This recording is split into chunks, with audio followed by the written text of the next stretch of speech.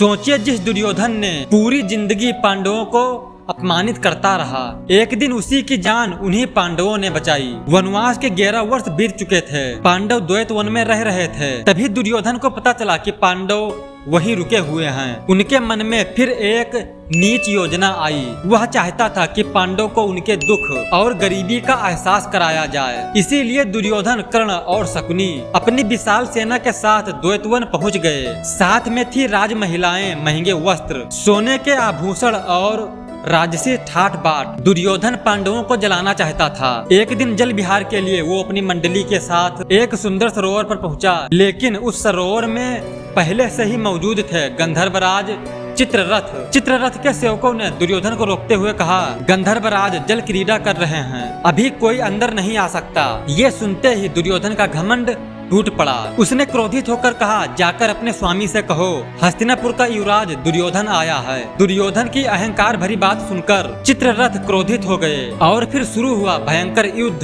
कुछ देर तक कौरव सेना लड़ती रही, लेकिन चित्ररथ के सामने टिक नहीं सकी। धीरे धीरे पूरी सेना रणभूमि छोड़कर भाग गई और अंत में दुर्योधन और राज महिलाएं बंदी बना ली गईं। जब कौरव सैनिकों को कोई रास्ता नहीं मिला तो वे सहायता मांगने पहुंचे पांडव के पास। ये सुनकर भीम खुश होकर बोले, भैया दुर्योधन को उसी के घमंड की सजा मिली है, उसे ऐसे ही रहने दीजिए। लेकिन युधिष्ठिर बोले, वो हमारा शत्रु हो सकता है, लेकिन है तो हमारा भाई और उसकी स्त्रियां हमारे कुल की महिलाएं हैं। उनका अपमान पूरे कुरुवंश का अपमान होगा। अपने बड़े भाई की आज्ञा मानकर भीम और अर्जुन चित्ररथ के पास पहुँचे। तभी चित्ररथ मुस्कुराकर बोले, हे पार्थ, मैं जानता हूँ दुर्योधन यहाँ तुम्हारा वध करने आया था, लेकिन यदि तुम उसे छोड़ना चाहते हो तो मैं अभी इसे मुक्त कर देता हूँ। और फिर चित्ररथ ने दुर्योधन सहित सभी महिलाओं को छोड़ दिया। अपनी जान बचते देख दुर्योधन शर्म से सिर झुकाकर खड़ा था। जिसे नीच दिखाने आया था, आज उसी ने उसकी इज्जत